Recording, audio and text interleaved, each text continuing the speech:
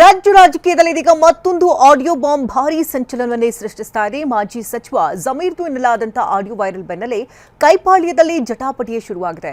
ಜಮೀರ್ ಸಚಿವ ಸ್ಥಾನದ ಆಸೆಗೂ ಕುತ್ತು ಎದುರಾಯ್ತಾ ಅನ್ನುವಂಥ ಚರ್ಚೆ ಕೂಡ ಶುರುವಾಗಿದೆ.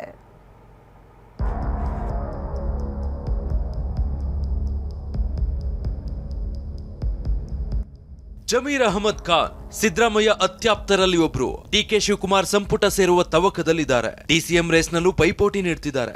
ಆದ್ರೆ ರಾಜ್ಯ ರಾಜಕೀಯದಲ್ಲೀಗ ಜಮೀರ್ ರದ್ದು ಎನ್ನಲಾಗ್ತಾ ಇರೋ ಆಡಿಯೋ ಸಂಚಲನ ಸೃಷ್ಟಿಸ್ತಿದೆ. Siddaramaiah Hotel Management with AI. Join IIHM, International Institute of Hotel Management. ಅತ್ಯಾಪ್ತ ಜಮೀರ್ಗೆ ಸಿಗಲ್ವಾ ಸಚಿವ ಸ್ಥಾನ? ಮೊದಲ ಹಂತದ ಪಟ್ಟಿಯಲ್ಲಿ ಜಮೀರ್ ಹೆಸರಿಗೆ ಜಮೀರ್ಗೆ ಮುಳುವಾಯ್ತಾ ಬೈ ಎಲೆಕ್ಷನ್ ಆಡಿಯೋ ವೈರಲ್. ಸಂಪುಟ ರಚನೆ ಹೊತ್ತಲ್ಲೇ ರಾಜ್ಯ ಕಾಂಗ್ರೆಸ್ನಲ್ಲಿ ಆಡಿಯೋ ಒಂದು ಭಾರಿ ಸದ್ದು ಮಾಡ್ತಾ ಇದೆ. ಜಮೀರ್ ಅಹಮದ್ ಖಾನ್ ಮಾತಾಡಿದ್ದಾರೆ ಎನ್ನಲಾದ ಆಡಿಯೋದಲ್ಲಿ ಸಂಚಲನ ಸೃಷ್ಟಿಸಿದೆ. ದಾವಣಗೆರೆ ಉಪಚುನಾವಣೆಯಲ್ಲಿ ಕಾಂಗ್ರೆಸ್ ಅಭ್ಯರ್ಥಿ ಸಮರ್ಥ್ ಶಾಮನೂರುಗೆ ಮತ ತಪ್ಪಿಸಲು ಜಮೀರ್ ಸೂಚನೆ ನೀಡಿದ್ದಾರೆಂಬ ಆಡಿಯೋ ಕಂಪನ ಉಂಟು ಮಾಡಿದೆ. ಇವತ್ತು ಸಂಜೆ 4:05 ಡಿಕೆ ಶಿವಕುಮಾರ್ ನೂತನ ಸಿಎಂ ಆಗಿ ಪ್ರಮಾಣ ವಚನ ಸ್ವೀಕರಿಸಲಿದ್ದಾರೆ. ದೆಹಲಿಯ ಕಾಂಗ್ರೆಸ್ ಹೈಕಮಾಂಡ್ ಅಂಗಳದಲ್ಲಿ ಸಚಿವರ ಪಟ್ಟಿ ಫೈನಲ್ ಮಾಡಲು ದೊಡ್ಡ ಸರ್ಕಸ್ ನಡೀತಾ ಇದೆ.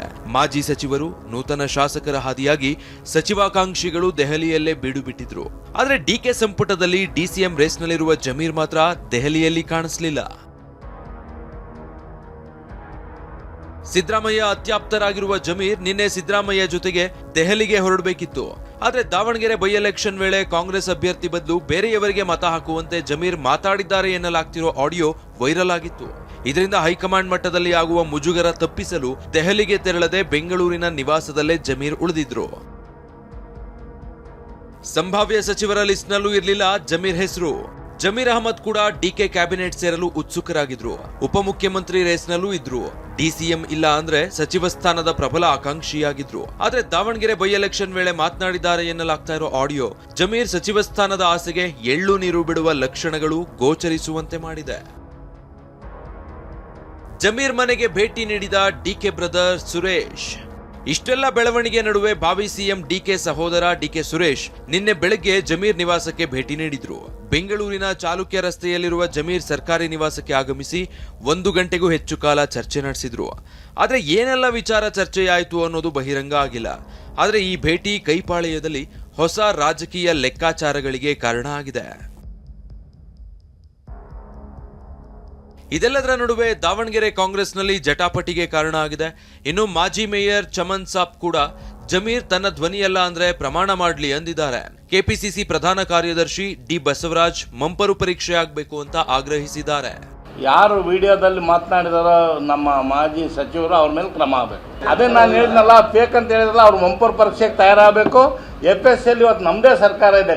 ಜಮೀರ್ ರದ್ದು ಎನ್ನಲಾದ ಆಡಿಯೋ ಈಗ ಬಿಜೆಪಿಗೆ ಅಸ್ತ್ರ ಸಿಕ್ಕಂತಾಗಿದೆ. ದಾವಣಗೆರೆ ಬಿಜೆಪಿ ಮುಖಂಡರು ತನಿಖೆಗೆ ಆಗ್ರಹಿಸಿದ್ದಾರೆ. ಜಮೀರ್ ಸಚಿವ ಸ್ಥಾನ ಕೈತಪ್ಪಿಸಲು SS ಮಲ್ಲಿಕಾರ್ಜುನ್ ಮಾಡಿದ ಕುತಂತ್ರ ಇದು ಅಂತ ಸ್ಥಳೀಯ ಬಿಜೆಪಿ ಮುಖಂಡ ಯಶವಂತರಾವ್ ಜಾಧವ್ ಅನ್ನೋರು ಆರೋಪಿಸಿದ್ದಾರೆ. ಈ ಎಲ್ಲ ಕೃತ್ಯವನ್ನ SS ಮಲ್ಲಿಕಾರ್ಜುನ್ ಅವರೇ ಮಾಡಿಸಿರೋದು ಅಂತಕ್ಕಂಥ ಮಾತನ್ನು ಈ ಸಂದರ್ಭದಲ್ಲಿ ನಾನು ಹೇಳಲಿಕ್ಕೆ ಬಯಸ್ತೇನೆ. ಜಮೀರ್ ಅಹಮದ್ ಖಾನ್ನ ಮಂತ್ರಿ ಸ್ಥಾನದಿಂದ ಅವನಿಗೆ ಮಂತ್ರಿ ಸ್ಥಾನ ಕೊಡಬಾರ್ದು, ಅದನ್ನು ತಪ್ಪಿಸ್ಬೇಕು, ಅವನ್ನ ರಾಜಕೀಯವಾಗಿ ಮುಗಿಸ್ಬೇಕು ಅನ್ನೋ ಕಾರಣದಿಂದ ಇವತ್ತು ಇದು SS ಮಲ್ಲಿಕಾರ್ಜುನ್ ಮಾಡಿರ್ತಕ್ಕಂಥ ಕುತಂತ್ರ ಅನ್ನೋದ್ರಲ್ಲಿ ಎರಡು ಮಾತಿಲ್ಲ. ಪರಾಜಿತ ಅಭ್ಯರ್ಥಿ ಶ್ರೀನಿವಾಸ್ ದಾಸಕರಿಯಪ್ಪ ಕೂಡ ತನಿಖೆಗೆ ಒತ್ತಾಯಿಸಿದ್ದಾರೆ. ಹೆಸರು ಹೇಳೋದ್ರ ಜೊತೆಗೆ ನನ್ನ ಹೆಸರು ಕೂಡ ಹೇಳಿದ್ದಾರೆ. ಆದರೆ ಅದು ಸತ್ಯಕ್ಕೆ ದೂರವಾಗಿರ್ತಕ್ಕಂಥದ್ದು. ತನಿಖೆ ನಡೀಲಿ, ಯಾರು ಇದನ್ನು ಹೊರಗಡೆ ಬಿಟ್ಟಿದ್ದಾರೆ, ಯಾರು ಮಾಡಿದ್ದಾರೆ, ಇವತ್ತು ನಡೀತೈತಿ ಅನ್ನೋ ಉದ್ದೇಶಕ್ಕೆ ಮಾಡಿದಾರಲ್ಲ ಅವರೇ ಅದನ್ನು ಅನುಭವಿಸ್ಲಿ. ಇದು ಜಮೀರ್ ಅಹಮದ್ರನ್ನ ರಾಜಕೀಯವಾಗಿ ಮುಗಿಸೋ ಷಡ್ಯಂತ್ರ ಅಂತ ಶಾಸಕ ಬಸನಗೌಡ ಪಾಟೀಲ್ ಯತ್ನಾಳ್ ಹೇಳಿದ್ದಾರೆ. ಈ ದಾವಣಗೆರೆ ಒಳಗೆ ಸಿಗಬಿದ್ದಾರೆ, ಅಲ್ಲಿ ಅವ್ರನ್ನ ಮುಗಿಸ್ಬೇಕನ್ನೋಂಥ ತಂತ್ರ ಇನ್ನೊಂದು ಗುಂಪಿಂದ ಇದ್ದೇ ಇದೆ.